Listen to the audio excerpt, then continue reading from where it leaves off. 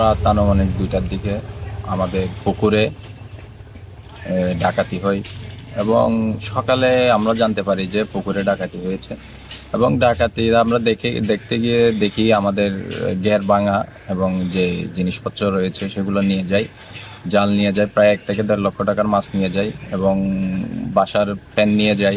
এরপরে গিয়ে আপনার ওই যে মোটর নিয়ে যায় এবং মাছের এবং যা আসবাবপত্র থাকে সবগুলো নিয়ে যায় এবং সেটা জানার পর আমরা প্রশাসনকে জানিয়েছি এবং প্রশাসনকে জানার পর একটা আমরা অভিযোগ দায়ের করেছি সদর থানায়।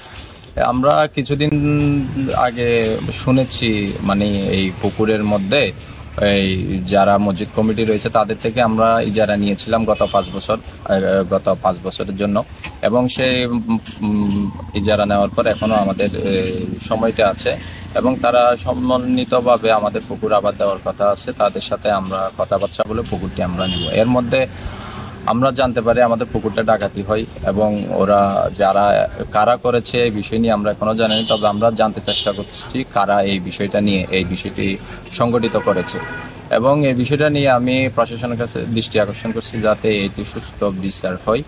সেই জন্য আমি প্রশাসন এবং যারা মসজিদের সমাজের যারা রয়েছে, সমাজ কমিটি রয়েছে এবং মসজিদের সমাজের যারা লোক রয়েছে তাদের উদ্দেশ্য বলতে চাই, আপনারা আমাদেরকে সহযোগিতা করুন যাতে আমরা কে কাজটি করেছে তাদেরকে ধরতে পারি এবং প্রশাসনকে সহযোগিতা করে তাদের হাতে তুলে দিতে পারি।